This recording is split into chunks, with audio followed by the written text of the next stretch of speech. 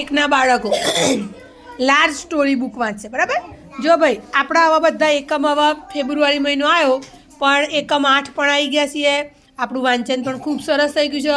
કાલે આપણી સ્કૂલમાં નિપુણ મેન્ટર પણ આવશે કોઈ બરાબર.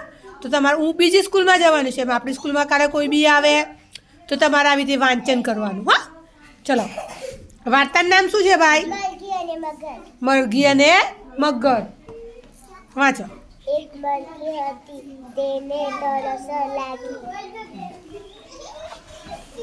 તે નદી પાસે પાણી પીવા ગઈ. નદીમાં એક મગર રહેતો હતો. Very good. મરઘી નદીમાં પાણી પીવા લાગી.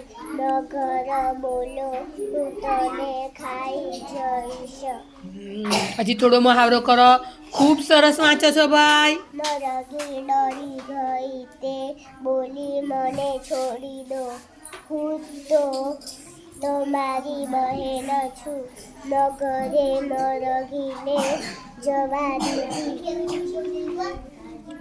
મગર વિચાર કરવા લાગ્યો. તેણે મરઘીને કેમ જવા દીધી. એટલામાં એક ગરોળી ત્યાં આવી.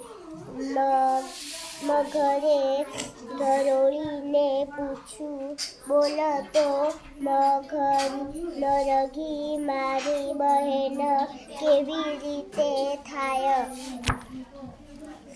ગરોળી બોલી, તું અને મરઘી બંને ઈંડા. હા વેરી ગુડ ભાઈ.